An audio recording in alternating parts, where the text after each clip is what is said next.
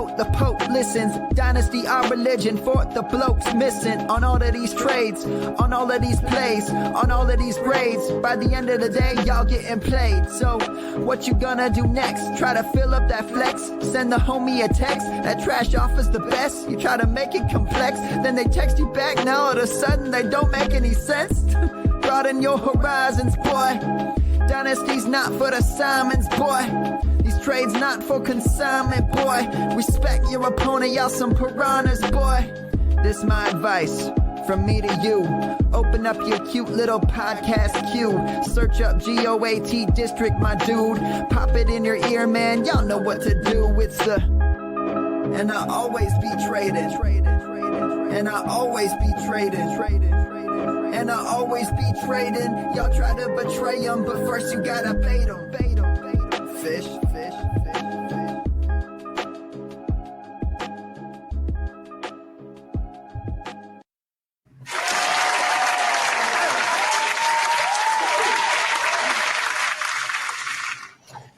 Welcome, Fantasyland, to episode 150. Dan, can you believe it?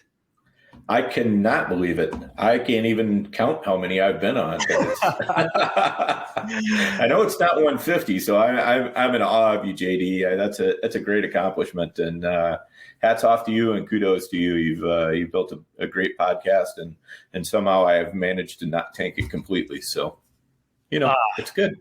The opposite, brother. The opposite. You bring the brains to the whole operations, man. I appreciate the kind words. I appreciate you, man. I appreciate, you helping me along this ride and being a part of it. And we definitely appreciate our listeners, people who watch us on YouTube, listen to us podcast format, follow us on Twitter, send us trades, support us with our merch. Shout out to those who support us, our partners over at Viridian Global.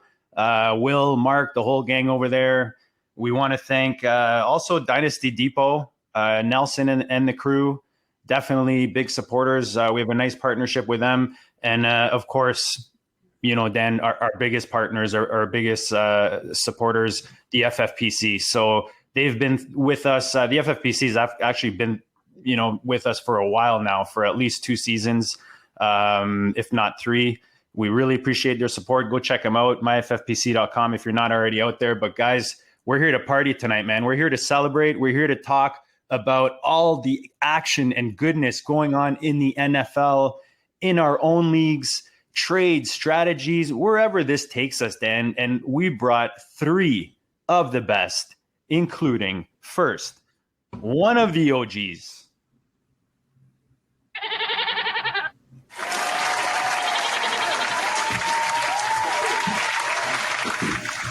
Welcome, Nathan Pill. What's up, fellas?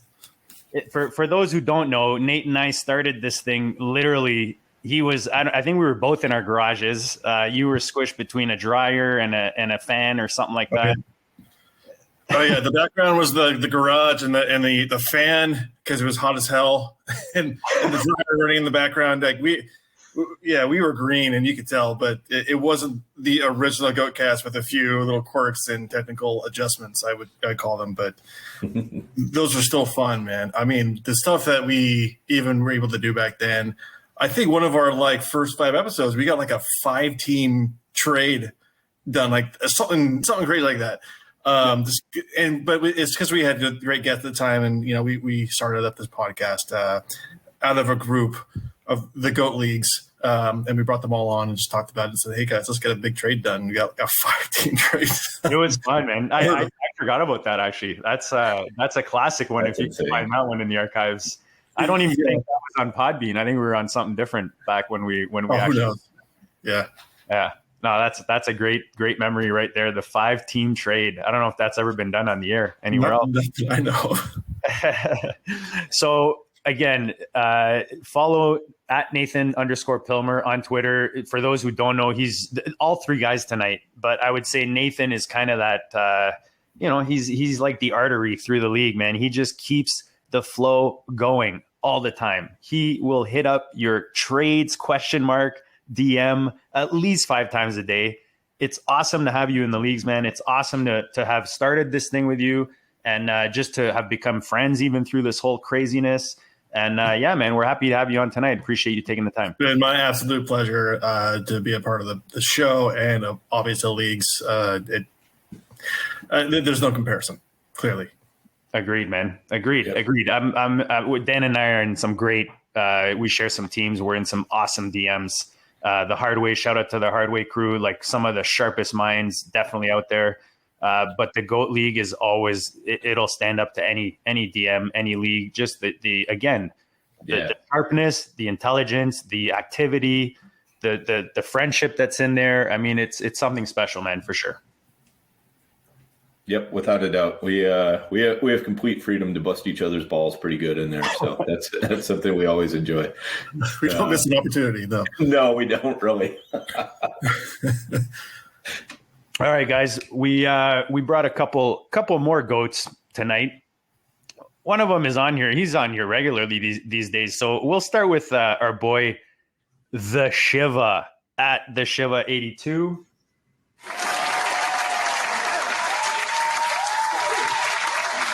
Welcome, Eric, back to the GOAT District. Always a blast to have you on, brother. Yes, sir, man. It's been a long time. I appreciate it as always, man. And congratulations to you three. I know JD and Nate kind of started the GoCast, and Dan's been rock solid with you side by side for a long time now as well, man. So congratulations on episode 150, and it's a great honor to be able to celebrate with you guys, man. Appreciate that, man. Appreciate you coming on. And for those who don't know Eric, one of the sharpest best ball minds out there, one of the funnest guys to play Dynasty with. We've got a league on the FFPC. We play on, and you're in the GOAT leagues with us. And just another active guy that likes to brew it up in fantasy. The last guy we're going to bring in, Dan, like I said, he's been on here often these last few weeks, and we love having him on. He's also the OG fantasy.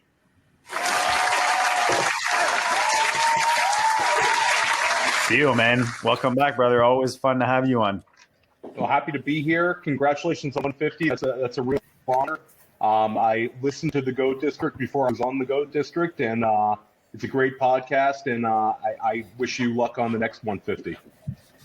Appreciate that, man. And we're glad to have you part of the team. Guys, this is going to be fun tonight. I mean, not only is it the 150, but the NFL, to help us celebrate, has just dropped an explosion of action. It's like they just like bleh, all over our goodness. I mean, it's fun for fantasy. It's fun for this podcast.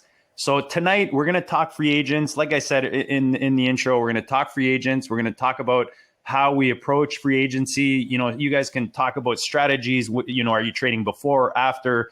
How you kind of approach that, and we'll get into some specific trades later on. Whether it's our own trades that we're talking about. And Dan, we even we're on the clock in the newest of Nate's creations. The Impatient has started another the Money League this time. So we're on the clock at 103 in that one. If we have time, maybe we sneak that in. Right. Exactly. So, yeah, it's been a lot of goodness happening on the free agent wire today. I mean, like I took a couple hours off after I got off of work, to cook some dinner and spend some time with the wife. And I get back on here and it's like, whoa. Curtis Samuel has a job. Gerald Everett has a job. It's just crazy. So, guys, let's start it off. I know, let's start it off and we'll go to Washington. I know, Eric, you were excited with Curtis Samuel ending up there, complimenting the F1. Nate, I know you're a big fan of the Fitzmagic after his stint in Bucksville. Always be humble. Yeah. That seems like 100 years ago, by the way. It does, doesn't it? It's strange. Yeah, it's crazy. It's like he's been through like 4 franchises since then or something. But like a lot of good things happening to a team that was already solid on both sides of the ball, like solid enough offensively to get into the playoffs. Not obvious, the quarterback was probably the one of their weakest links. How are you guys feeling about the moves that are being made? out there in Washington. Eric, I'll go to you first. You know, the excitement. I know Samuel's a guy that I'm guessing best ball is on your rosters, and that's where the excitement's from.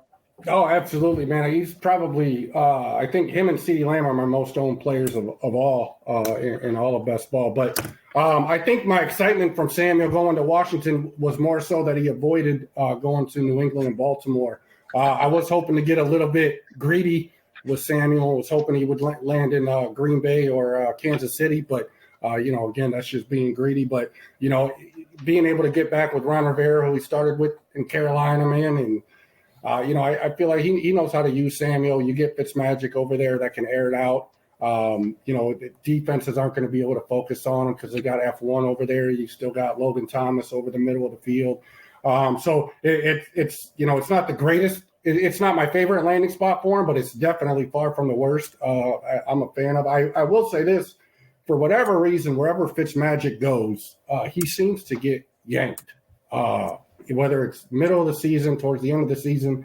So I don't know what Washington's going to do in the draft for a quarterback, but, I'm a little scared about that, because, for whatever reason, every time, man, you just look at Tampa Bay and Buffalo and Miami and, the other 8-9 teams he's been on. So, but, yeah, it appears to be wheels up for Washington right now. Might have something to do with the INTs. I don't know. It's something, man. So Nate Dogg, are you seeing anything in Washington that's kind of catching your attention, whether it's a sell, a buy, an opportunity here? Like, who's Fitzy helping that you're thinking I want to either go out and get, or you know what, maybe the hype's too big, or where are you sitting right now in this franchise? After last year, I think we had this discussion briefly, and I was defending Heineke. Pretty hard. And I still do it. It's not that I love Fitzmagic, man, obviously. But I think he brings a different element, downfield element to it. And then if you're looking at last year, I think so they had McLaurin. And then there was Cam Sims was the guy they were really trying to get something out of. A lot of guys were looking at Antonio Golden. Was someone who they were hoping for because he was like the late round rookie sleeper or whatever you would call him. And then, and Logan Thomas was great, but this team needed some talent. And that Curtis Samuel guy is just a Swiss Army knife, man. And I think you look at Ron Rivera, who obviously knows what he can do. So it's just a really good fit for Curtis Samuel, no doubt. But man, I got to look at Fitzmagic here and be like, that's a guy I'm going to try and sell right now. And for some of the reasons that, Eric had talked about, it's like, he's a great locker room guy. He's a great mentor guy. He's just a great player. Guys like him. And I just don't think at this point he's the long-term answer for anywhere that he goes to. Obviously, he keeps going from team to team to team. There's going to be a lot of teams out there, or fantasy teams, looking for a quarterback. And I'm guessing the guys who had Fitzpatrick on their team weren't counting on him anyways, or if they were, God help you, but you probably got an early draft pick. I'm just going to try and see what I can get him. Maybe I'm add him to a draft pick to move up into the next round, something like that one. But he's a guy I'm trying to sell. As much as I love him, I have to try and move him while I can. He's a what's the term, a ticking clock right now. So again, yeah, love him. Probably going to do well for the guys there, like McLaurin and Samuel. And Logan Thomas, but you got to seize the opportunity. Dan, anyone else in Washington that we haven't touched on before we go to Green Bay, where I'm going to cry a little bit? So, yeah, I think for Washington, one of the things I like about Fitzmagic is he seems to really help team chemistry wherever he goes. And I think that's going to, I think Washington was already starting to develop some decent team chemistry last year and starting to believe a little bit. And I think he's just going to help that out. And with all deference to Nate, I agree. Selling Fitzmagic is the right thing to do. If I owned him, I would probably wait until sometime in September, try to get a couple of really good games out of him, get people really, foaming at the mouth about, the possibility of him throwing, 30, 35 TDs or something like that. Just wait for him to play Dallas. Yeah, exactly. I do like the collection of skill players they got there. I mean, they've got kind of an interesting set with with Gibson and then Curtis Samuel. They've got McLaurin to take the top off the defense and work the deeper parts. Samuel can do all of that, and they can do a lot of mixing and matching too. They can put Samuel in the backfield. They can put Gibson out wide. They could have McKissick, Gibson, and Samuel all in, the formation at the same time and really stress out a defense that way. So I'm kind of excited and curious to see what they come up with offensively, but I think it's going to be good. I bought a ton of Samuel over the past year, just waiting, because I knew he was going to be a free agent and, hoping he would hit a good landing spot because I'm still a big believer in his talent. So, I think it's going to be a fun year in Washington. I'm looking forward to seeing how it plays out. Theo, Eric touched upon Fitzy getting pulled, and we all know he's not a long-term solution there. Is there a scenario that you've kind of thought of or that you like in Washington? Because they're kind of setting up the stage for a young quarterback to come in there, maybe sooner rather than later. Is that through the draft? Is there someone that you would like to see there? What are your thoughts on that before we leave Washington? I think they'll address it in the draft. They're going to add a quarterback. I think it's Fitzmagic's team. I think they bring him in with the idea that he's going to be an upgrade at the quarterback position. He'll bring some consistency. Occasionally, like Eric said, he's going to throw 4 picks. It's going to happen with Fitzmagic. But he also offers you, a quarterback who can push the ball downfield, a quarterback who can put up some points. He can still scramble a little bit. I'm very bullish on this offense. McLaurin is the only skill position player that was there before Rivera got there. It's going to be very much Rivera's team. And I think that, like Dan touched on, I think Samuel adds such a dynamic element to the offense. I think he helps out McLaurin by taking away attention, and I think that he's just such a multi-talented player. He had 41 carries last year and 97 targets. I don't know if he's going to get quite that volume, but I think that he's going to be somebody who is going to be a very exciting player for Washington. And I'm very bullish on the team. I think that they are going to be back in the playoffs, and I think that what's going on there is all good things. And in terms of who I would be trying to buy, I would be shooting a couple of offers for there to try to get McLaurin. I think, potentially some people might be scared off by them adding a Samuel, especially with his history with Rivera. I just believe in McLaurin's talent. I think that it's coming up on year 3 for him.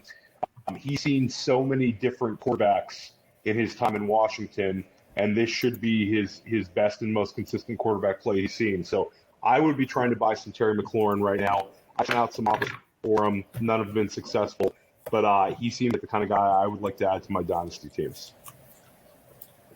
Yeah, man. I'm pretty sure, too, there was last year 14 points separated TMC in PPR and Curtis Samuel, man. Yeah, that's a good point. That's a really good point. And they were also teammates at Ohio State, which is kind of a cool dynamic. That's pretty cool. I know that McLaurin sent out some tweet about how he used to talk about this with Samuel in the dorms. They talked about being on the same NFL team, which I thought that was really cool. But I just think McLaurin's the alpha, and Samuel is the sort of player that's going to be used all over the field. I think we could see a scenario where Terry McLaurin's a wide receiver 1 next year, and that doesn't mean Samuel can't be wide receiver 2 or wide receiver 3. For sure. I think they're both going to get enough volume with Fitzmagic back there. So I'm very bullish on the situation. All right, guys, let's go to Green Bay. This is one of those situations that definitely hurt me. I was trying to share something here, but it's not working. With Aaron Jones being signed, I honestly did not think. I thought I was safe. I'm sure a lot of Fantasyland were in the same boat. I know I made trades involving Dylan, thinking I'm getting ahead of the game. So as we go around, maybe addressing the different situations in Green Bay, maybe touch on your strategies trade-wise when it comes to free agency. Dan, if I go to you, I know you're a bit more patient, when it comes to certain. Is that a scenario where you're showing patience when it comes to free agency and you rather wait before you buy or sell a player, or do you see an opportunity to maybe, you know, kind of like what I did with Dylan, and, you know, sometimes it works, sometimes it doesn't? Yeah, I mean, you know, as far as patience goes, I think, you know, most of my patience probably goes towards, you know, holding on to players that I have until I think their value is, you know, as high as it's going to be for a while, and just having a sense of, you know, is their value likely to climb again or not? In the case of Dylan, he was somebody that I was making aggressive plays for. You know, I think that before free agency starts is the time to get out there and make some aggressive plays. You're going to be wrong some of the times, but you're going to be really right some of the times too.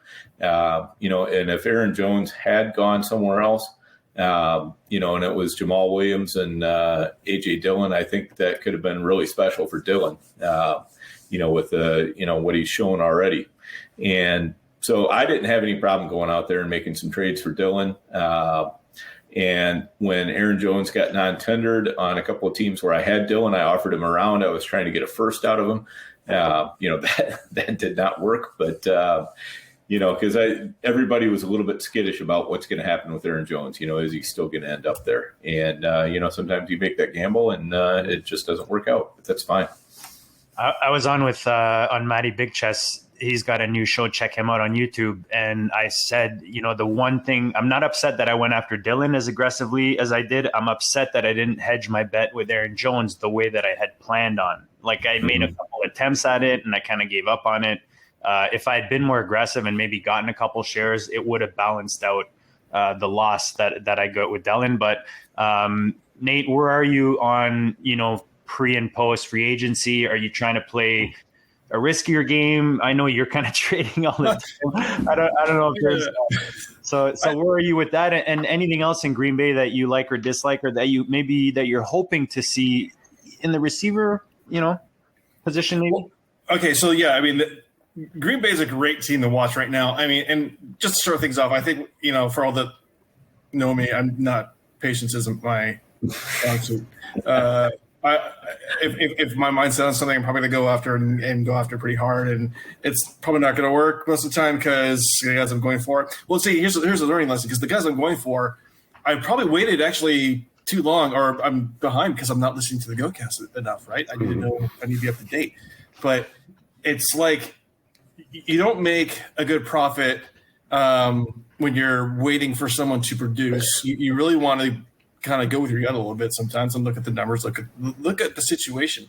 And I think when you're looking at AJ Dillon, it was the right move to go after him, no doubt. I don't blame anybody for going for it, but like, I guess it's strange in Green Bay because you never know what they're doing, things that don't make sense. I mean, they drafted Jordan Love in the second, they drafted AJ Dillon, you know, in the second as well, right?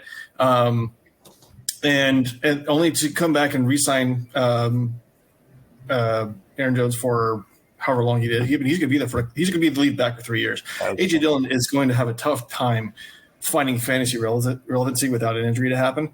But again, it was the right move to go that way, just because you look at the cap situation, you look at the situation with the contract that Jones was looking for.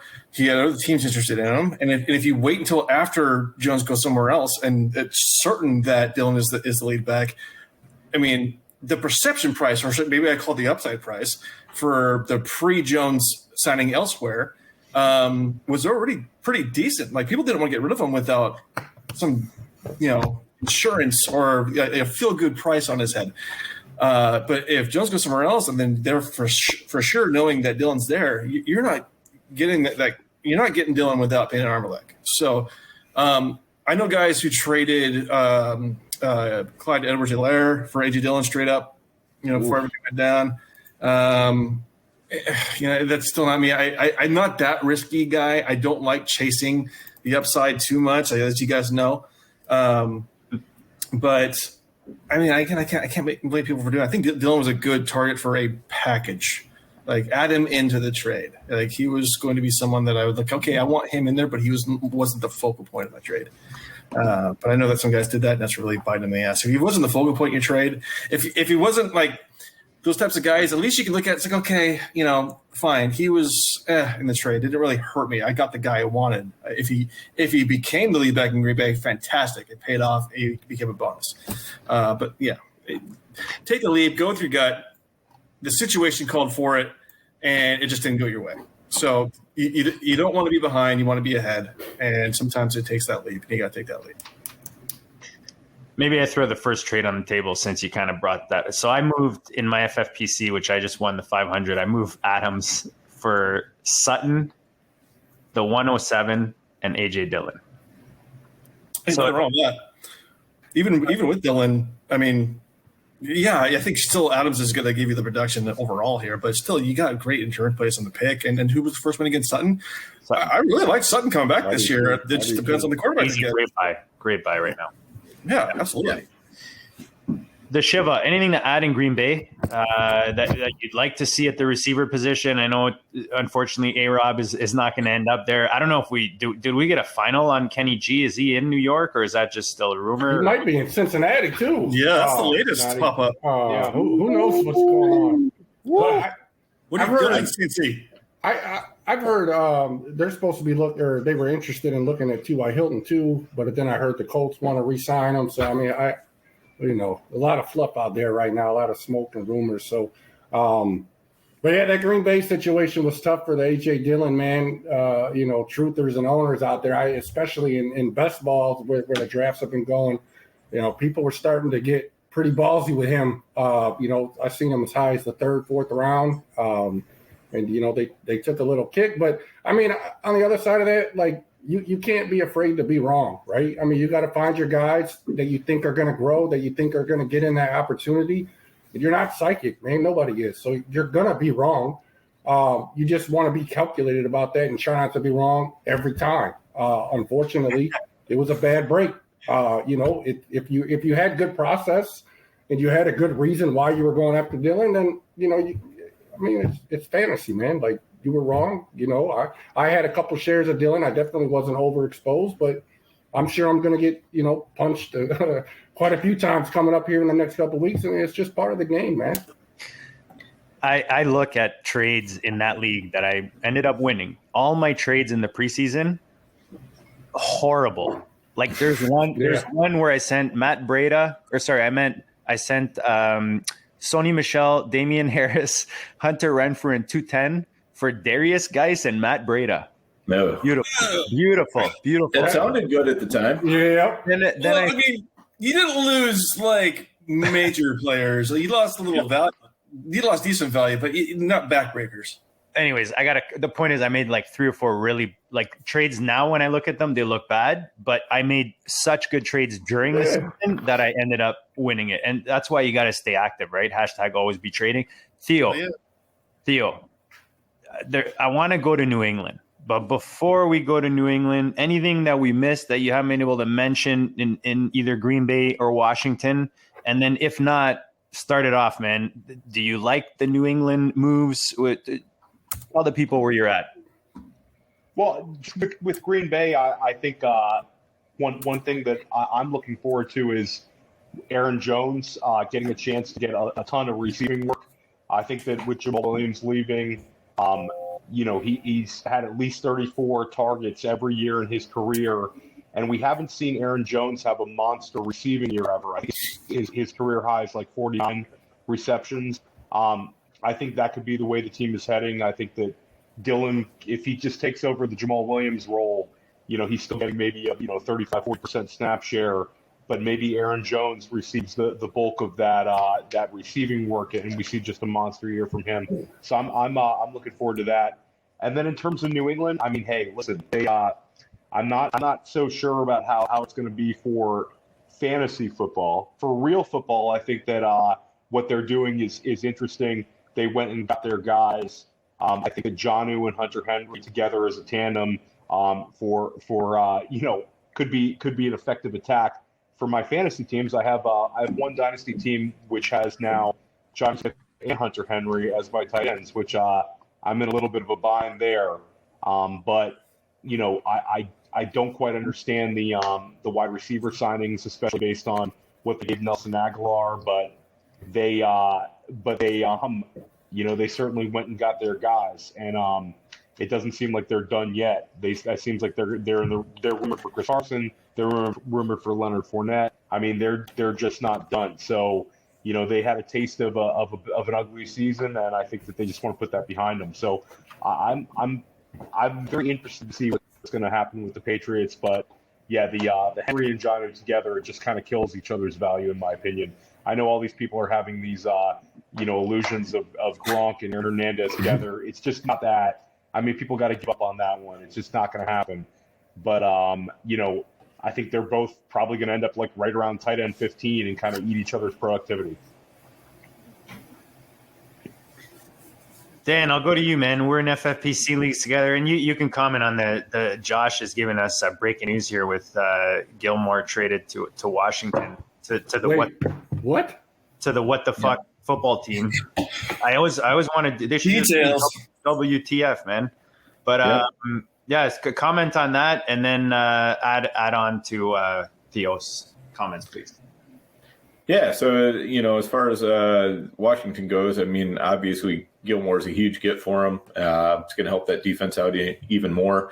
One thing Ryan Fitzpatrick hasn't had working for him a lot of years is a really good defense. So we're talking Stephon Gilmore? That's crazy. That's awesome. I'm trying to find it. Big time. Yep. Sorry to interrupt you. Josh I was trying to figure out who the hell is Gilmore. Josh is shocking the district over here.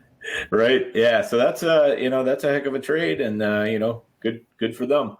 But in New England, I think Theo's on exactly the right track. I mean, this is there's some curious signings. I mean, obviously they're trying to revamp that offense in a big way because the offense last year was just horrendous.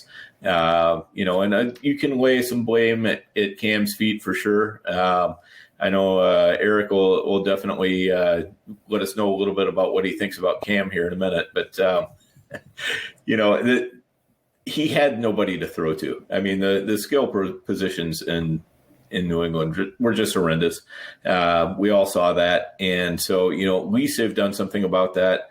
The wide receivers, I'm not like super, super high on, but these are guys who are, kind of gritty gamers, which are the kind of guys that Belichick seems to like at wide receiver. Other than Randy Moss, it seems like it's always, the Wes Welker or, Julian Edelman or somebody like that, who's always becoming the number one receiver. So, I do think Aguilar is starting to become one of those gritty players. And, definitely Kendrick Bourne has always been that kind of guy in San Francisco. I mean, he's a guy you keep wanting to – you always wanted to count him out in San Francisco, and he always found a way to produce something. I mean, you never felt good about starting him, but a lot of times it would end up working out okay. So, who knows what's going to happen in New England, but, to me, it looks like they've got Cam on a contract that says that, they can go out and get themselves a rookie. With all these contracts that Belichick's been loading up, I mean, it looks to me like he's planning on having a quarterback on a rookie contract for 4 or 5 years. So, that's my take on it. I think that's the way he's aiming. I think Cam is probably going to become a caretaker quarterback, but, what do you guys think? I mean, the bar's pretty low as far as it sucks that New England's become like fantasy purgatory. I think the only fantasy relevant person was Cam Newton last year. And when he was playing that bad, obviously it just trickles down to his receivers. I know that, maybe if Damien Harris had a full season of decent carries, then he would have done well, but who knows? So we'll see what happens there. But I mean, I think it's kind of like almost pointless to try and track Bill Belichick, because I mean it's always something like nefarious and devious hidden agenda that he's got, or that's the narrative. It's just I think he's just a smart coach, and he's always got a plan. He was just devoid of talent last year. What are you going to do at that point? I mean, he did the best he could. God, man. But to add to the Gilmore thing, I couldn't find anything yet, but I really want to know the details of that. Because I'm refreshing my screen every 30 seconds here. What the hell? Yeah, I need to know. I mean, if he got traded, and if Gilmore's probably going to command a price tag there, and I'm wondering if a first was involved, if that did happen, and then we're looking at that, then maybe yeah, I could be a little more confident about a rookie quarterback coming in. Yeah. Well, I'll say this. This speaks volumes of Jarrett Stidham. I mean, he's got to be bad, right? But look, there's real football and fantasy football. I play fantasy football. I think having Cam Newton run that offense is extremely bad for fantasy football. I guess unless you own Cam and you want to, bank on those rushing touchdowns that he's going to give you.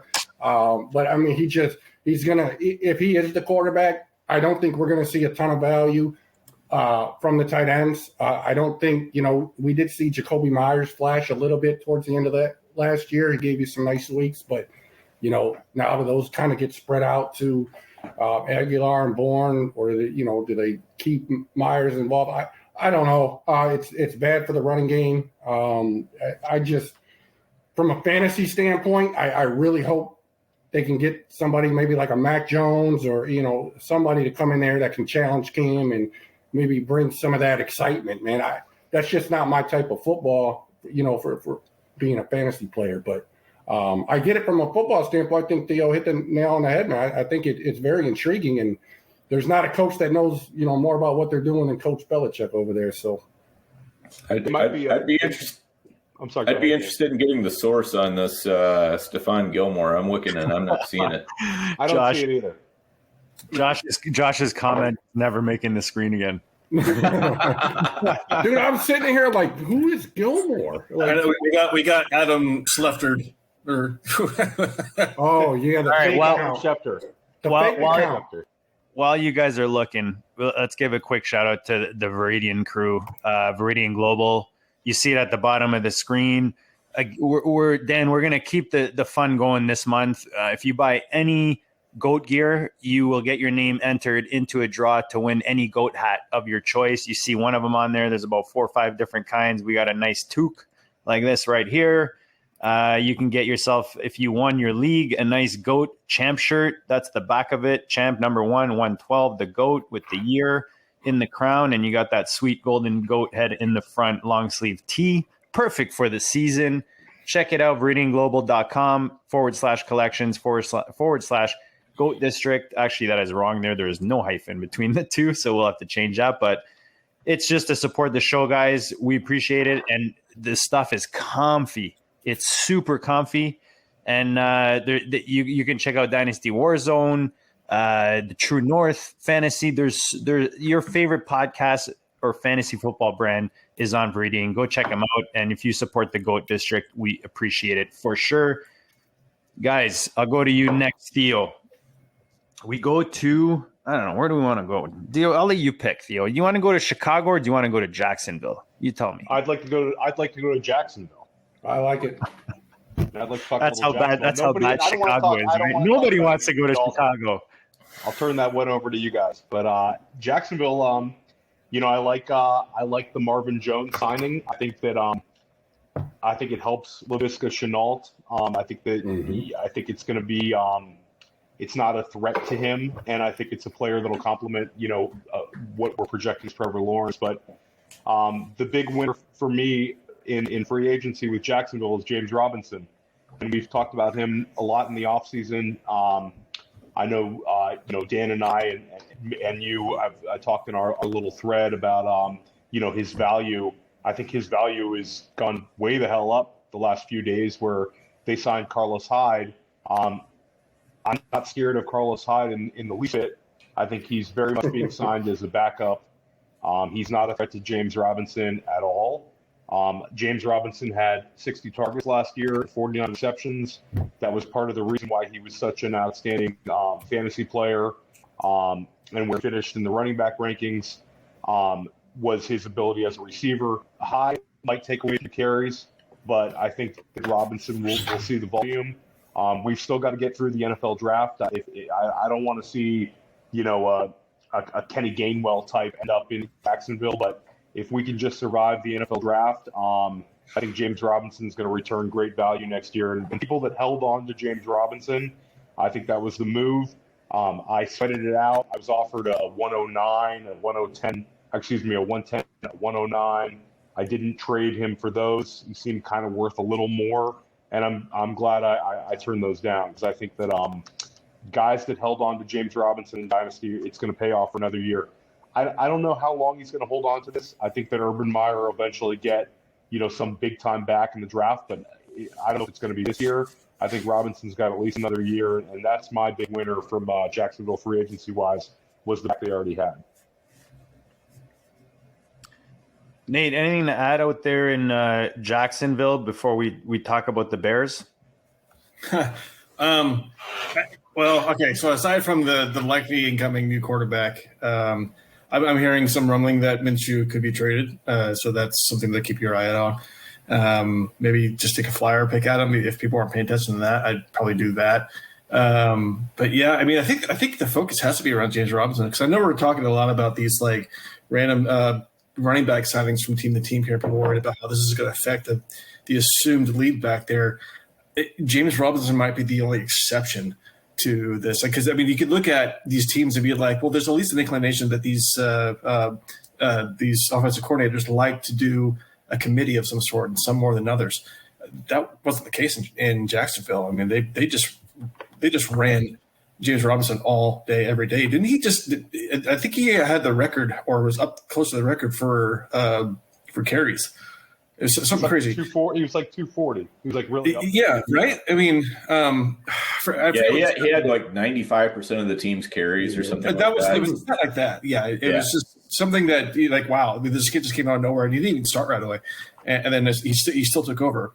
Now, I don't know if that's a product of circumstance with the team. I don't know yet, because there's not enough information to go off other than just like, wow, they weren't good. They didn't have any other players, or their players that they wanted to play weren't developed enough yet.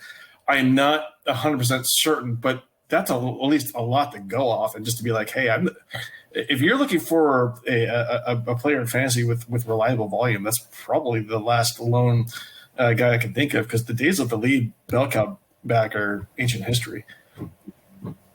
Yeah, there's no early Bills anymore, or Zeke's. This doesn't happen. I think that's true, and I think one thing that we sometimes miss as fantasy players is that when you're talking about an undrafted free agent like Robinson,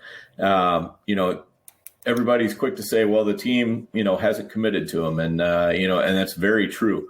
They have very little committed to him. They didn't invest any draft picks. They didn't. They're not investing a lot of money in him. The coaching staff has completely changed over. So there's nothing to say, that James Robinson is our guy. But on the other hand, there's, what seems like a curse is also a little bit of a blessing, is that they have this guy who is extremely productive and who is extremely cheap for at least the next year. I'm sure he's on a 3-year contract at least, maybe 4-year. But he's going to be cheap for them for the foreseeable future. Now, if he has another huge year this year, I wouldn't be surprised if he holds out, because at that point, I think he will have earned it. But for this year, like Theo was saying, I think James Robinson is a pretty decent bet. If you've held this long, I would definitely keep holding, because this is going to allow Jacksonville to just put cap money and draft picks towards other positions, and they have a lot of needs to fill. And they've already got this one very well filled by a guy who's making almost nothing. Yeah, he needs. To me, he dodged a big bullet with Hyde. But I think the consensus here is still got to get through the draft. He Right. may bring in one of his boys like Trey Sermon from Ohio State. Gainwell. I mean, I don't want to see them add a pass catcher, like a legitimate pass catcher. But I also don't think he's going to see 95% of those snaps. I mean, that's CMC level right there. You just don't see that. You don't think like coaches? I don't think they want to have to do that. Exactly. Like last year, everything that needed to happen for James Robinson happened. Like Fournette got cut. Yeah, Fournette got cut. Armstead unfortunately got COVID. Ozigbo, I can't remember what happened to him, but he ended up on IR. And then all of a sudden, it's week 1, and it's like we have he's our last running back. And then I think it was like week 13 or 14, Darway Ogunbowale. There you go. Look at that. Nailed it. Yeah, hey, that's pretty good, right? Perfect. He started taking a little bit of work, but I mean, Robinson looked great, dude. There's no denying that, but still have one more bullet. Yeah, we're hoping for day 3. Day 3. Yeah, for sure. If they take anybody, it's got to be day 3. If it's day 2, that's trouble. What is their draft like? I'm trying to. They have a lot of picks. They have 2 first-rounders. Then I believe they have 2 third-round. They have 2 third-rounders, and they have a second. And I believe they have a number of day 3 picks as well. I'm going to pull it up right now, but yeah, that is some Matrix Neo style bullet dodging right there. Yeah, absolutely. Right. And you never know, man. Some of these running backs might fall in the draft, and They might. with their plethora of picks. I mean, it wouldn't be out of the realm, for them But here's the thing: if they spend a 3rd round pick on a rookie, they're really not that much more invested in that 4th, 5th, 6th, or 7th round pick than they are in Robinson. Well, and that rookie's going to have to beat out Robinson, right? So I mean, it's not all. It's definitely a situation to keep an eye on right now. Robinson has proven he's an NFL caliber running back. No doubt, he looked great, man. And that's two second round picks, 2 firsts, one third, and then they have 2 fourths. So he's gonna have to dodge a lot. You guys are absolutely right on that. And don't they have like serious cap room? Mm-hmm. Yeah, they got a ton of cap room, and that's when are the running backs going to start signing? I mean, basically we've gotten Carlos Hyde. What if James Boone. Robinson doesn't go to Nate's Tampa Bay Bucks? He might end up in Jacksonville. Who knows? Back in Jacksonville. Oh, Fournette. Yeah. Fournette? No. That'd be hilarious. I said James White. I said James White. Oh, James White? Oh. Because you're hearing they want to put a pass catching back with J-Rob in that backfield.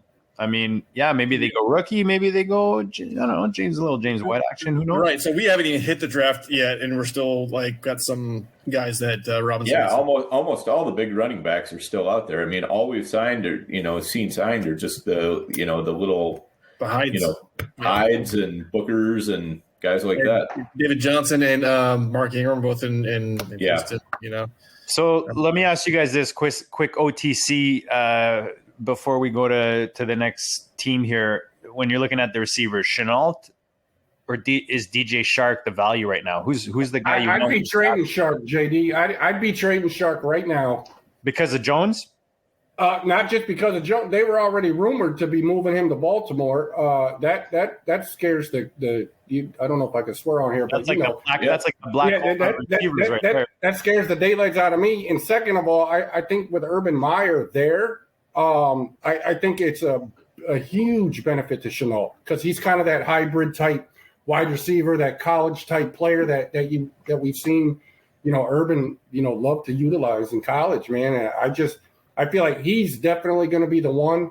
And I don't know how much is going to be left over, especially I'm assuming they're getting a tight end. They just traded Josh Oliver, I think, today to Baltimore. So, he's been injured, but I think we're going to assume that they're adding a tight end there. Dan's favorite late round tight end. Dude, I love Josh Oliver. That dude can stay healthy. Golly, man. Dan was driving that train, and we're all that bus, and we're all hanging on.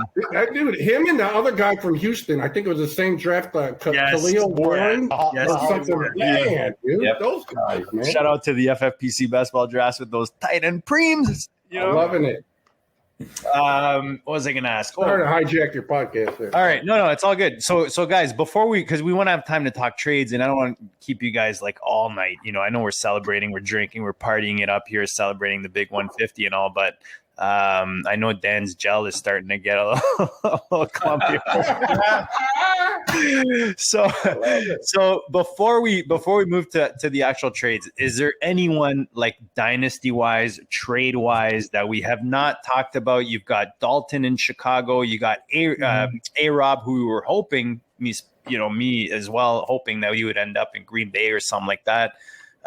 Is there anyone we haven't touched on that you guys are liking right now or not liking, or that you're hoping they end up somewhere, or you're seeing an opportunity to buy or sell? I'll start with you, Nate. You look like you're getting. No, I mean, I was just going to kind of, because I think it feels like it's definitely been not very fantasy relevant free agency so far, because we have, I mean, tell me the wide receivers we've been signing. We just covered the running backs. In the quarterback situation, you named them. I mean, that's because your Bucks re-signed everyone, man. Blame your Bucks. That's Yeah. I don't know how they do it. I mean, they they signed back Levante David. That's all I cared about, and the kicker, which is strange. Actually, I wanted to ask you about that. So why don't you talk about the Bucks a bit? What they've done? Oh man, jeez. Well, okay. Like for those who don't know, Nate's a really big Tampa Bay Bucks fan. So congrats, first of all, and give us your thoughts on how. I've been very, very, very patient. I mean, I know this team still won a Super Bowl within the last 2 decades, but like 3 playoff appearances and all exits. Anyways, I won't. I'm happy about it. Obviously, I did not even think that it would have gone away. It did. I mean, you play against Pat Mahomes and the Chiefs. You're not going in that game feeling confident at all. I don't care who you are. But man, just what an ass whooping. I absolutely loved it. I'm still getting acclimated to this void year contract situation because we haven't seen too many of those. But does anyone know anything about? Can someone explain that, Dan? You're usually like the contract guy, or I don't know. Can someone explain that for us? Lemmings out there. Yeah, I can. I mean, basically, it's what it is it's years where they're empty years, and so it just allows them to spread out the signing bonus over more years. But whenever the player leaves the team, that the rest of that signing bonus is going to get accelerated into the cap. So sooner or later, there's going to be a price to pay. But what it helps them do is if you have a window open, for a Super Bowl run, it allows you to keep that window open a little bit longer because you can, if you're willing to pay the price at the end, there's going to come a time when the Bucks probably aren't going to be very good because they're going to have all these void years come and due on them. Some of these older players like Gronk and Brady, Antonio Brown. Old, man. Okay. He's only 6 months younger than me. He's a puppy. No, I'm kidding. So you can say you have a $10 million contract and you do it for this year plus 3 void years. It allows you, if your signing bonus was $8 million and your actual salary was $2 million, it allows you to spread that $8 million over the next 4 years instead of just over, this year. So in other words, instead of having a $10 million salary cap hit, you'd have a $4 million salary cap hit this year, and then you'd have $6 million hanging out there that's going to eventually come due. It's full blown cap manipulation. You're just deferring everything out through the next couple of years, even though you're going to pay it probably next year anyways. But it's just to get rid of cap this year. Right. But the cap next year is supposed to increase pretty big. And that will help. But I mean, what the Bucks are doing, there's enough players out there with void years and enough signing bonus going out there that it's going to be tough to recover from. They can probably kick that window open yet for another year if they want, but I can't see it past 2022. I think about 2023, that's when the bill's going to come due. And we see that happening with the Saints kind of a little bit right now. The bill's coming due and they're struggling to get underneath there, but they've been using void years in the past, and that's now coming home to roost for the Saints. Yeah, pretty much. I mean, I think the only offensive or just fantasy relevant guy that they haven't re-signed yet is Antonio Brown and Leonard Fournette, and they're actually engaged in conversation with Antonio Brown to bring him back, which kills my Tyler Johnson hopes for another year. But I think he'll be fine. Just taking his time. That kid's so damn talented. Does AB come back though? I mean, they got Scott Mills. They're talking. I don't know. It's got to be really, a nice contract, but the way they figured out, I mean, I don't know how they've paid Shaq Barrett, Levante David, all these studs the way that they have. I know they have with the void years, but just the way that they're getting paid this year. Generally, what they do is they've always front loaded contracts so they can get out of them in the back end. But this year they do the complete opposite because they want to make sure they get everybody in from last year and so they don't go anywhere. So they're definitely going all in again this year. But it's like next year. I mean, their free agent class is also scary. They got Carlton Davis, Vita Vea is going to be on this option year. There's some key guys that they got to get back. Their left tackle, Donovan Smith. It's just, so again, this is just going to be tricky again. But I have total faith in them, so it's just one thing. But so Fournette is one thing. If they bring him back, then I think his value stays flat. Yeah. Because I mean, we know they know what they have in them, and then we know what they have in them. They'll probably keep going back and forth between him and Rojo. But if he leaves and goes to Seattle, fantastic. I mean, he's got a great opportunity. I mean, Carson was, I think, in the high 30s of the carry percentage for Seattle. So that gets given straight to Leonard Fournette, and you got him for a relatively affordable price at all. Or if you've just been stashing him, great. I mean, I don't think it cost anyone too much to get Fournette this past season. So that's good. But yeah, it's interesting to know that they're trying to get Antonio Brown back. I was really confident they were going to let him go. But if he's going to get him cheap, then great. From a Bucs fan perspective, but I really wanted Tyler Johnson to take a leap.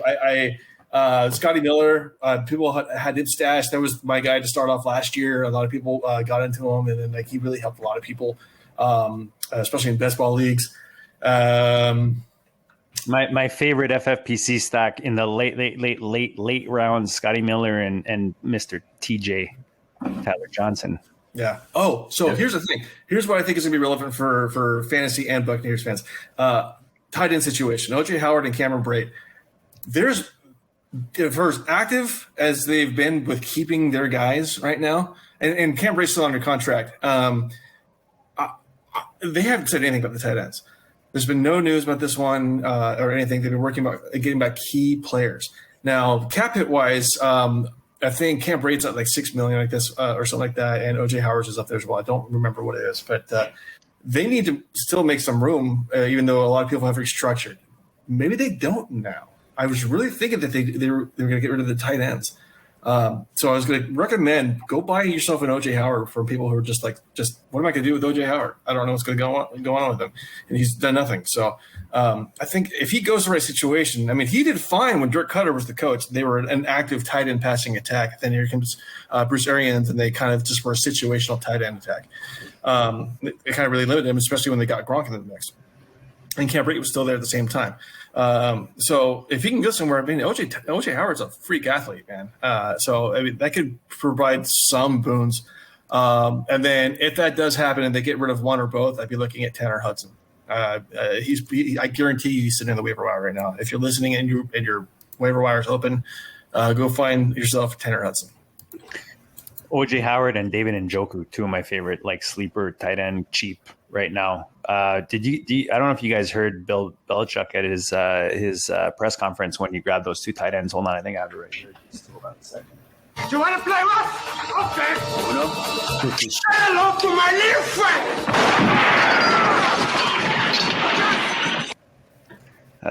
That's Billy when he grabbed those two. I keep calling him Angry Bill. You got to think when he sees Brady go all the way to the Super Bowl, and after this, during the season that he had with all that talk, you got to think he's just boiling and he's just dying to get back. And they were 7-9. What were the Patriots? Yeah. Which considering is dude, it's impressive with pretty Cam. legit. It's impressive. It's pretty legit if you look at what they had over there. And people shit on Cam, but just saying, not much there, I get it. I just don't want my quarterback running every damn play, man. Right. So here's the answer to Nate's question. Right now, the Bucs have about $7.9 million in cap room, and they have not gotten rid of OJ Howard or Cameron Brate. So, right. So they may not have to anymore, and they're still in talks of restructuring Mike Evans' contract and Donovan Smith's. So, yep, they may not have to. Yeah, I'm on Spot Track, and I'm sure that this is not, like up to the minute, but because it still shows, because today all the teams have to be at the cap, right? Yep. By 4:00, I thought. Yeah, and Spot Track's still showing like the Rams with 14 million to shed, and Chicago with 14 million to get rid of, and New Orleans with 6.6 to get rid of, and Philly with 4.8 to get rid of. Everybody else is showing that they have positive cap space. So it will be interesting to see what those final moves were for those teams. All right, everyone good for time? We're gonna wrap the free agency talk, and we're gonna do a quick plug for our friends over at the FFPC, and then we're gonna hit some trades, do some quick trade talk. You guys good? Yes. All right, let's boogie. You see it right there on the screen, the FFPC, myffpc.com, the best site to play fantasy football, period. It's not even close.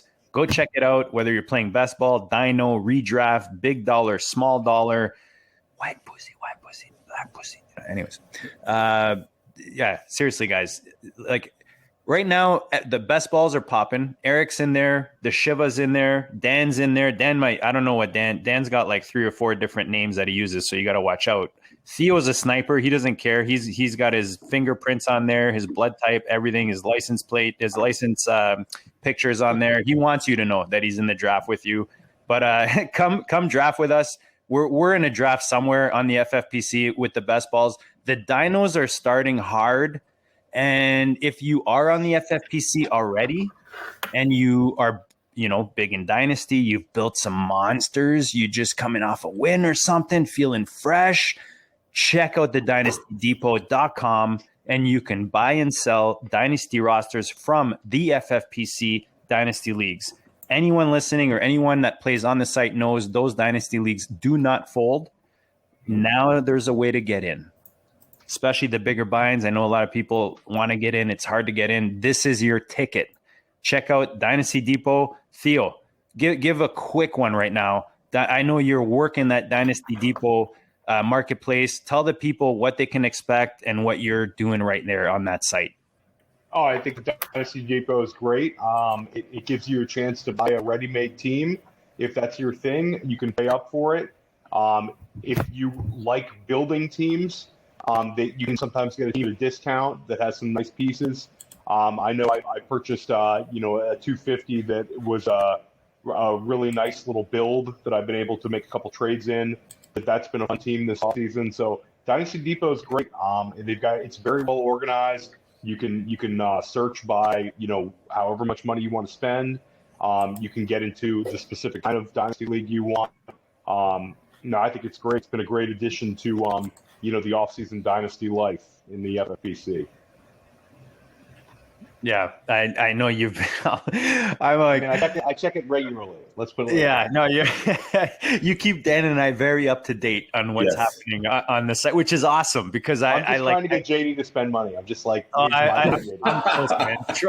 Trust me, I'm close, man. I'm on there looking at the rosters. I'm even thinking of posting one of my rosters. To be honest, I don't know enough to do it yet, so I might reach out to you and Nelson in the DMs just to get a bit more insight on the best way to do that. But even that, like, there's different ways, right? You can list your roster, there's auction, you can set a price that you want to get paid.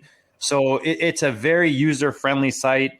The guys behind it are good guys. They have good intentions. Literally, they were sitting around drinking and thinking of a way to make the offseason even more fun. And this is what they come up with. But they've really taken it kind of that next level as the Shiva makes his next best ball. Oh, yeah. I think he's probably got like 98 right now. Shiva, All right. Who's got the first trade right now? Nate, you got a trade you want to drop on the table? I know actually you and Theo, didn't you and Theo get a deal done in the pros, goats versus pros? You're on mute, brother. Sorry, I got mute just I got too many animals here that like to talk too much. That was a good one in Goats versus Pros. The Goat League that was our auction league, so super flex, tight end premium here. So I think everyone has got. I don't know what's the flex on the interest with J.K. Dobbins? I think it's pretty steady as far as interest goes. People value him pretty well, and there's really good expectations. I think there's always going to be people who want to like knock everybody. Gus Edwards is back. Okay, yeah, okay, good. But man, as far as yards per carry, I think he had the most 20+ yard rushing out of all the rookie running backs. He's just a bulky cannonball of running back, and he's on the right team as far as running backs go. But like I said, it was an auction, and it was my first auction. And I bid high and hard on players to get who I wanted. So my team was really thin, so I needed to get a little bit of depth there. And the trade that Theo did basically did that. He got his guy. I know he really liked Dobbins. We were talking about it for a few weeks. Yeah, we went back and forth a lot. Yeah, and we were really close based on the value, but we found a way to get there. And so what it ended up being actually. So you had the details written down. Because I'm going to butcher it. So Nate sent me the 312, Jacoby Myers, and J.K. Dobbins. I sent him the 105, Leonard Fournette, and Michael Gallup. And I think I wanted somebody else other than Leonard Fournette. I don't remember who it was, but I think – no. Leonard Fournette – okay, so that wasn't the original trade. I was trying to get something else completely. Yeah, I think maybe it was even trying to get like a quarterback swap or something like that. I don't – You came in a little bit. 105 and Dobbins were always on the table, and the bits and pieces were the we had to try to find the connection there. Yeah. So it helps. I mean, because getting the 105. And so we talked about Fournette, right? And how the assumption okay, if he stays in Tampa, I got a running back. If he goes somewhere like Seattle, I got a running back he's going to get a little bit more volume. So it was bridging the gap because I had Dobbins at 103 value. 103 rookie value in a super flex draft pick standpoint. So that's kind of what I was looking to do, and that kind of bridged that gap. And I like Gallup, and I don't know if he stays. What's going on with Gallup? We need to touch on him really quick because that was a guy who he could be a wide receiver one. I believe. I think if Cooper gets cut next year, which it's a very good possibility potentially. But he's got to get out of Dallas to do that, right? I mean, it's Cooper. Cooper could get cut, or they move Gallup. Is he still the 3 in Dallas for 2021 Yeah, that's my question. I mean, he's a fallback at worst. I could probably start him and feel good about it, but I was kind of hoping he would leave. I love Gallup, dude. Gallup is a free agent next year. Yeah, very talented. He's a free agent next year. What about Cooper? Guy to own. Oh, it's next year. Okay. What about next year? Gallup is a free agent.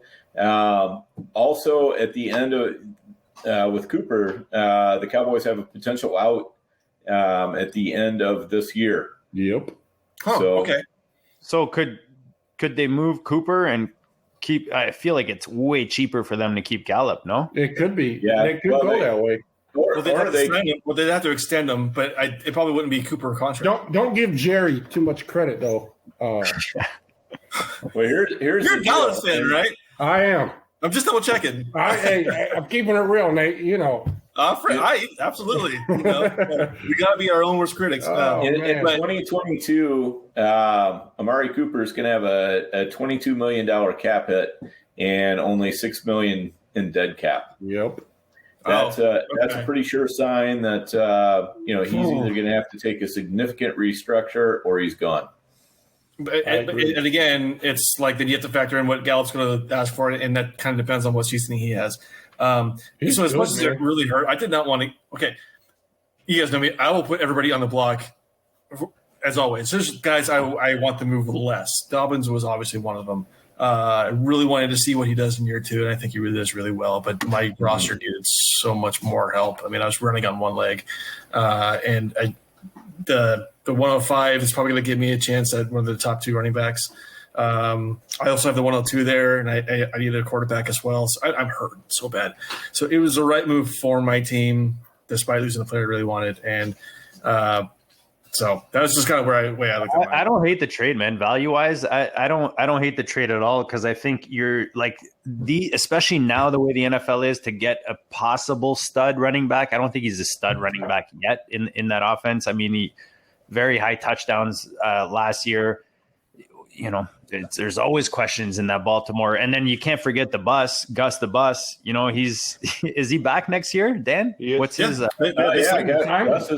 is on the team. Gus is bad. Yeah. So, I mean, I like the move. I was going to ask you guys, you know, I don't have it right in front of me, but if I think like, if you're looking at Akers, Gibson, where do you put Dobbins? You know, Swift, like those guys kind of top 10-ish running back, 5 to 10 range.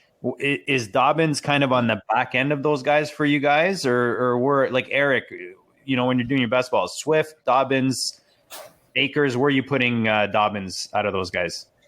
You know, I'm not taking Dobbins over Akers, but, you know, and probably not over Gibson. But I mean, Gibson, you know, I was thinking about, Gibson. When you look at Gibson, though, I mean, he's got workload concerns too. You know, with McKissick over there soaking up 80-something targets, you know, those get taken away from Gibson. So, yeah, I mean, I put him right there kind of with Swift, right? And Clyde. I'm kind of like rotating them all. Like that's not a bad spot to be either. No, not that's what I'm like. It's not bad, dude. And like, you know, we touched on it earlier, man. You know, not everybody is going to see 95% of the snaps, and if you think they are, you're lying to yourself. So you have to know who these guys are, and in a best ball format, you don't really worry, you know, about the weeks where they get you 7 or 8 points. You're worried about the weeks when they get 3 or 4 touchdowns and pop for 25, 30. In Dynasty, those guys hold a lot of value to me. You know, I kind of put them right there, man. They all have question marks, you know, and you can make good cases and bad cases. Every second year running back, absolutely, yep. Yeah. So, every second, Jonathan Taylor right there. Yeah. Oh, that's the name I wanted to ask you guys about. Sorry, you mind if I squeeze one last? Because seriously, right before, you guys know I'm a big Colts fan. You guys know how much I love me some JT. I know a lot of you guys love some JT. Eric's in there. He's my 101. He's my 101 too, buddy. But Marlon Mack being re-signed, Dan, I know you can appreciate, like Marlon Mack is better than people remember. And as much as I don't think he's going to come in and like, you know, hey, yo, JT, I'm coming after your job. The fact that Hines is there, JT's there, and now Mack is back, and Frank is out there saying how, oh yeah, you know, JT's got his thing, and you know, Hines is going to lock up those passing yards, and you know, there's going to be some leftover for Marlon. Like, where are you guys at on this indie running backfield? You know, because a lot of people are very heavily invested in JT right now, not just Eric and I. So I think this is very important for us to touch on this. Because I think it branches out to it branches out to Swift with Jamal Williams talk. And, you know, I know we talked about James Robinson and Hyde, and that's probably the exception, but that's the conversation that I think everybody's having. Like, what? By the way, 85% opportunity share for J-Rob, since we were talking about 85%. Yes. Number one. Yeah, but as it pertains to the Jonathan Taylor, I think this is the conversation, because it doesn't necessarily just cover Jonathan Taylor, it covers the situation. Because I mean, we know that backfield is familiar. This isn't a free agent coming in to a new coaching staff, to a new scheme, to a new team, and not knowing the role he's going to play. We know the role that he played in the team last year, and the role that Hines played, and you know, the development that it took for Taylor to get there. And it was really frustrating watching Taylor not getting all the snaps early in the year, knowing he was clearly the best back. And now it's kind of flipped. I can see a complete role reversal. I think Hines is going to be the same guy, and that obviously is going to limit the receiving upside for Taylor, right? There's no guessing there. We know that. I think it just comes in, and you have to look at what Mac's impact is. And when I know we talked about this in the GOAT chat, the Achilles injury, what running backs come back and are really a player in their team after an Achilles injury like that? Yeah. I don't know. There's too many questions, and I'm not overly confident that Mac's going to be, even if he was healthy, a major deterrent or major impact negatively to Taylor. But he will still be a factor. Any addition is a subtraction. Right. I mean, before the injury, Mac definitely had some great juice. And, so he was somebody I was definitely concerned about with Taylor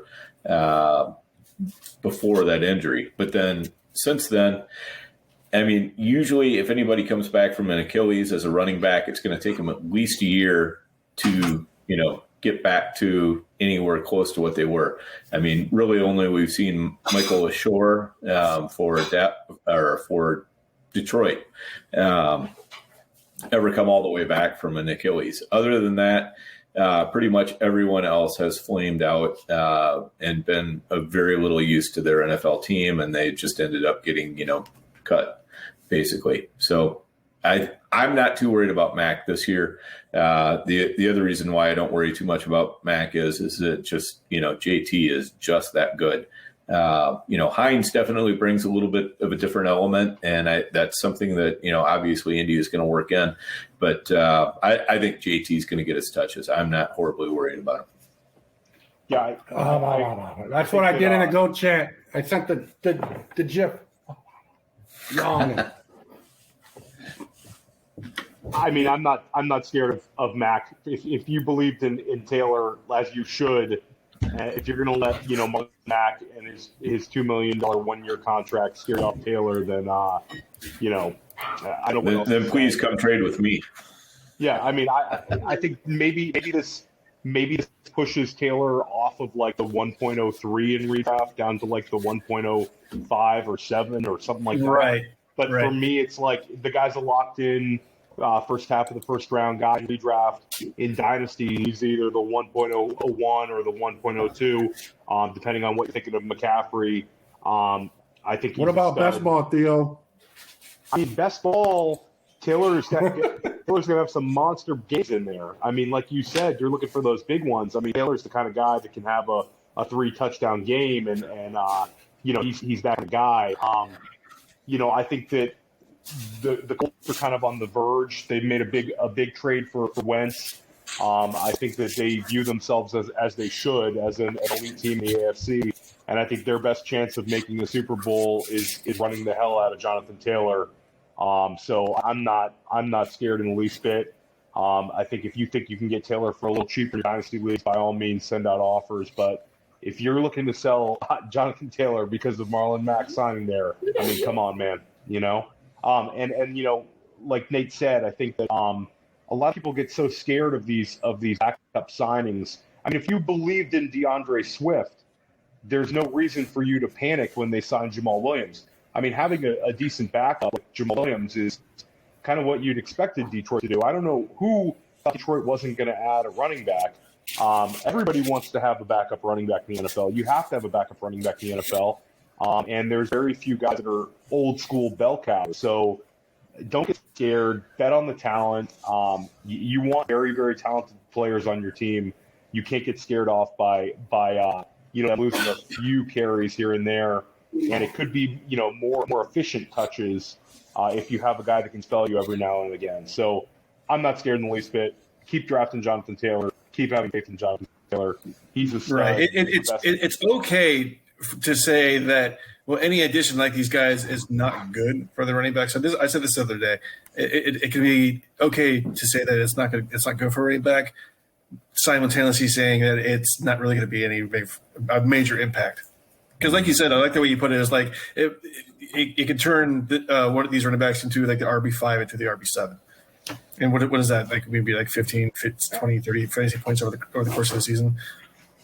The one thing I like about this, that, yeah, it's nothing. It doesn't alter your team. No.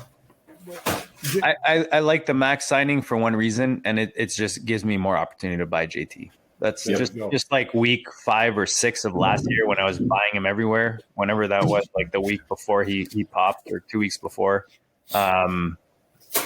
Like anything like that in the offseason, you got to jump on that and take advantage. And now the buy window just reopened a little tiny crack, Right. I will say there will probably be a week or two in the season where you see like a dud game from Taylor, but like a 2-touchdown game from Hines. Like Hines is the guy I'm worried about. Mm-hmm. Mac isn't the guy I'm worried about. Hines comes in and steals all these passing touchdowns and goal line attack, where they'll probably give more goal line touches to Taylor this year, I'm pretty sure. but he did struggle at that last year.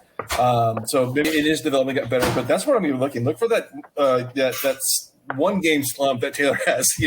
These backs have, but not even a slump. It's just because Hines, that was his day. And you can come in and be like, okay, hey, man, I'm scared of Hines. Or are you scared of Hines? You might want to sell Taylor to me.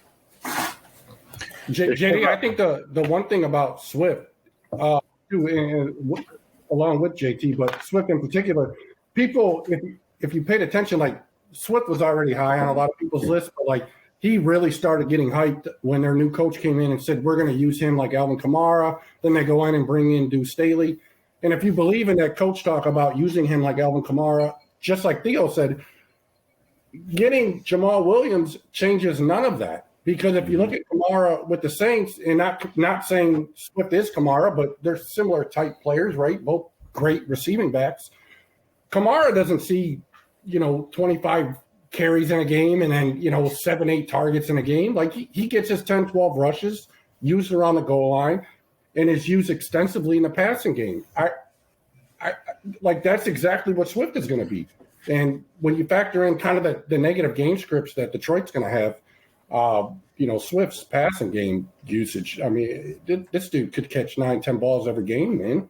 Right. And the thing that worries me with that is Goff is not prime Breeze. Swift is not Kamara yet. And that team is a kind of a offensive dumpster fire around Swift. New Orleans, it was a machine offensively.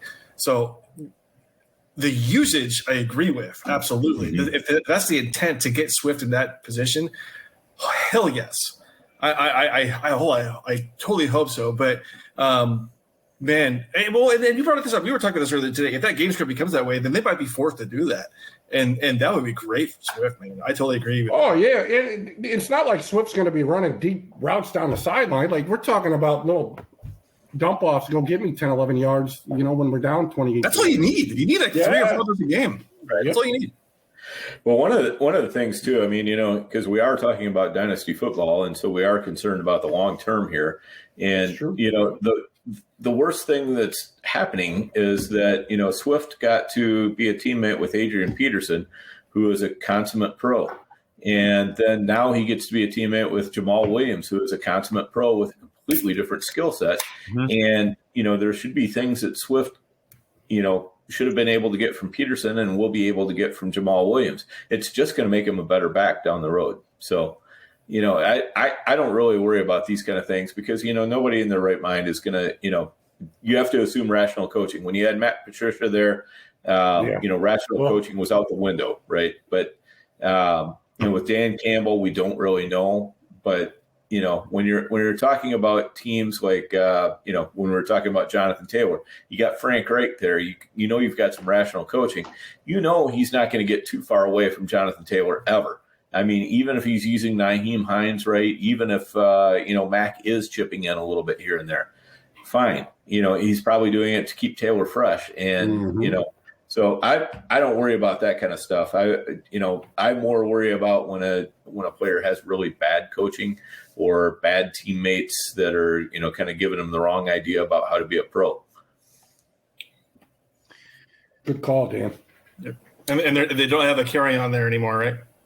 Carry on is there, but that put Jamal pretty much put a nail in his coffin, I think. I think carry on's just I think his knees are wrecked. Yep.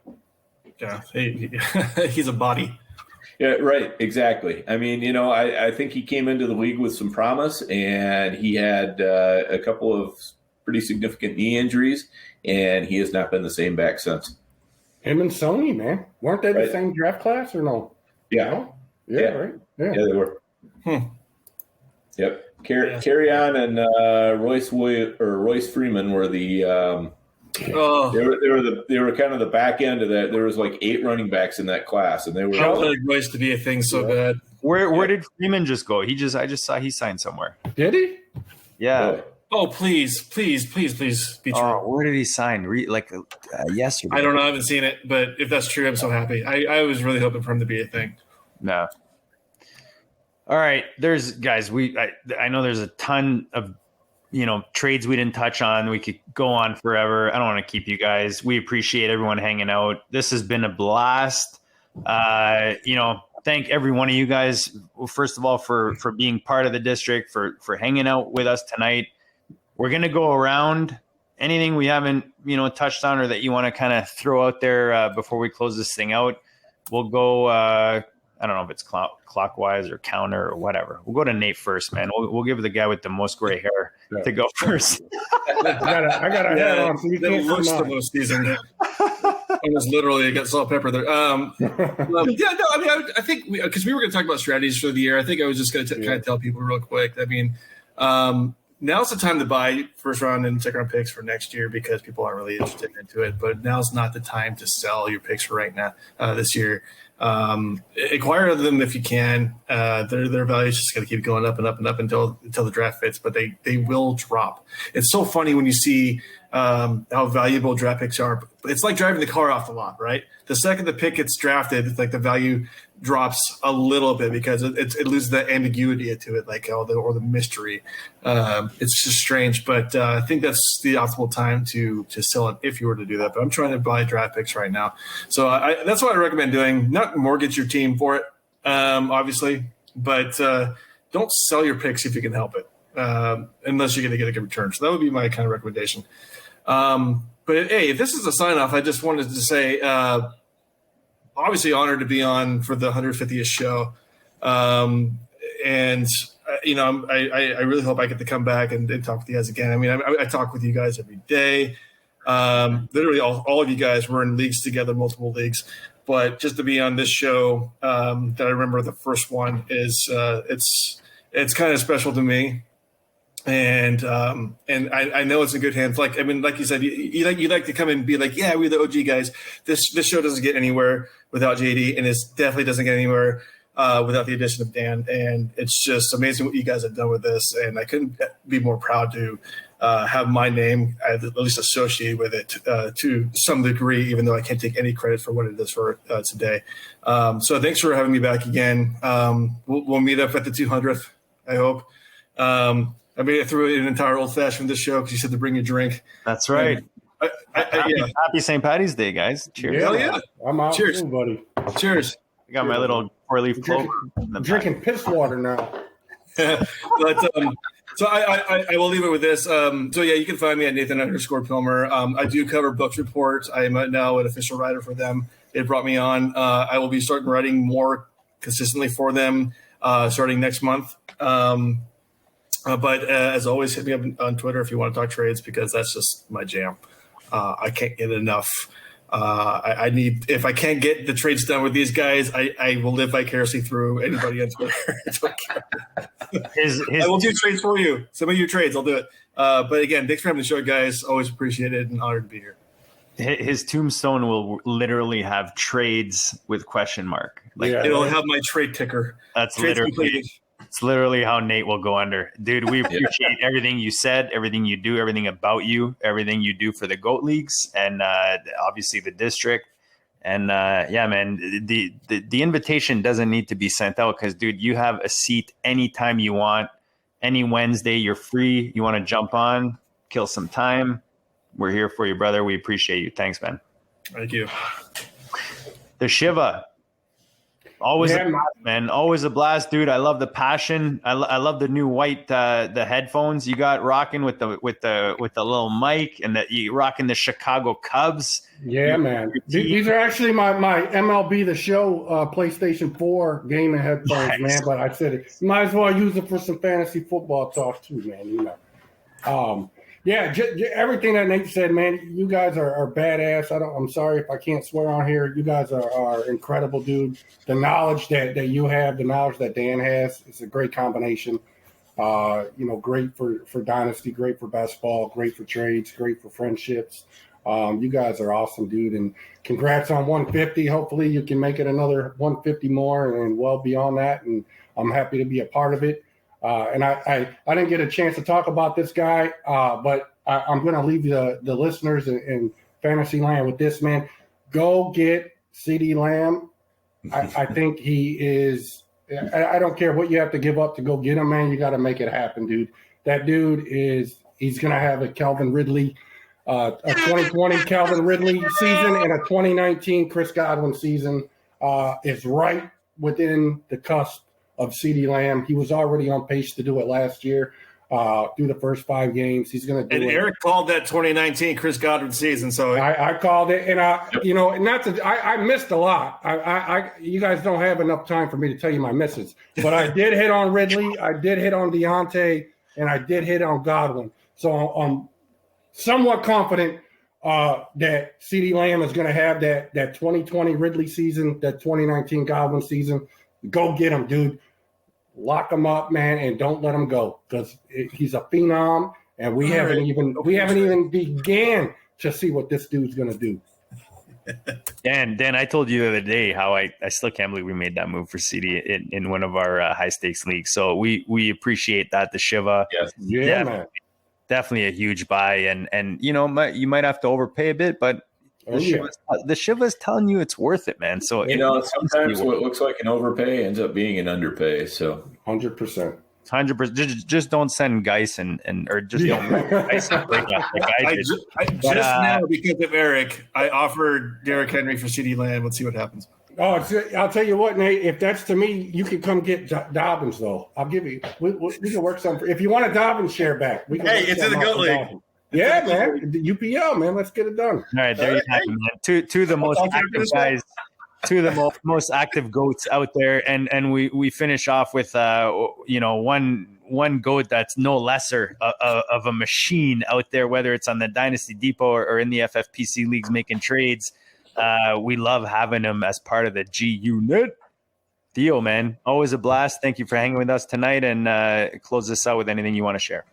I was just honored to be part of episode 150. It's a huge accomplishment for you guys, and it's a great podcast, and you guys just do tremendous work. And I'm happy to be a part of it anytime I can be on. You can find me on Twitter at the OG Fantasy. I'm writing for Player Profiler and Breakout Finder. I'm actually doing a few team previews. I'm actually working on them right now. The team previews on Player Profiler, and I'll be doing the waiver column this year. And you can find me in the FFPC and NFFC streets a lot. I'm usually Team Greminger. That's my last name. I'm looking to make a few more big moves here. I think Eric had a tremendous call on CeeDee Lamb. I love how he closed that out. And I think, he'd be a great guy to trade for right now if you can get him. And I don't see any reason why he can't be, one of the best wide receivers in his class, if not all of football. So, I love CeeDee Lamb. So that's a great call, Eric. And I don't really have a recommendation like CeeDee Lamb, but I will say go and get your guy. You're going to feel a lot better getting your guy this time of year than you are winning the trade calculator. Don't be afraid to lose the trade calculator 100%. to get your guy. I think that a lot of people get hung up on just winning these trades and get that extra 4th rounder and 3rd rounder and you win by 25 points on the calculator. Go get your guy. Don't be afraid to overpay, especially in leagues with cuts. You're going to feel a lot better about it next year when a guy like CeeDee Lamb pops for you than having 3 question mark guys you could have moved for him with a couple of picks. Appreciate you, Theo. Check him out, the OG of Fantasy, Player Profiler, the Breakout Finder. He's out there on Twitter just dropping knowledge on the daily. We love him. Dan, you're last but definitely not least. And dude, like I said, man, it's been a blast, and hopefully we can do another 150. Yeah, absolutely. I mean, I whatever part of the 150 I've been part of, which has been a lot, but I've really enjoyed it. And I just really appreciate you, JD, giving me the opportunity to get on here and, talk football. That's what I really enjoy. And especially shows like this where, we've got 4 guys with us that we're just, I love talking football with these guys anytime, all the time. In the GOAT League chats and private DMs, whatever. I'm always talking with these guys, and they all make me better, every one of them. Nobody has all the answers in fantasy. I certainly don't. Just hearing somebody else's perspective on something sometimes is just all I need, and I just need to. Wow, I never really thought about it that way, and it gives me ideas. So, thanks all of you for what you've done and being part of the GOATcast as well. So it was my pleasure. Appreciate all you guys. And like Dan said, we're here to make you better and hopefully, maybe even make you feel better, whatever your day looks like when you throw us on the podcast or you check us out on YouTube. Make sure you do it. Subscribe, like, all the goodness. Check out our friends over at myffpc.com. Just awesome fantasy football, man, whether it's best ball, dyno, redraft. We talked about it. You know where it's at. You know what to do. dynastydepot.com. Whether you're buying, selling, you want to get into Dynasty on the FFPC, or you built a monster, you want to sell it, or you just want to get out, just want to get in, there's your door. And that's what the Dynasty Depot offers. And last but not least, but Viridian Global /collections/GOAT District. Just awesome gear, whether it's the GOAT gear. And right now till the end of this month, if you buy any GOAT gear, you will be entered into a draw to win a free GOAT hat of your choice. I think that's pretty much it. I did want to say this though. Drew Brees retired, and I just really quick, personal. One of my first high stakes quarterback dynasty that I drafted was Drew Brees, and it took me a long way. So shout out to him, one of the GOATs. You gotta think beat my Colts actually in one of the 2 Super Bowls that I got to experience with my boy Manning out there in Indy. But I wanted to give recognition to him and recognition to you guys for sticking with us. I hope we've added value to your listens, to your rosters. Hopefully we've added some ships, some dollar bills, some crypto, whatever you're into or winning these days, some trophies. And stick with us for this offseason. We appreciate you. And like we say on the weekly, we'll check you all later.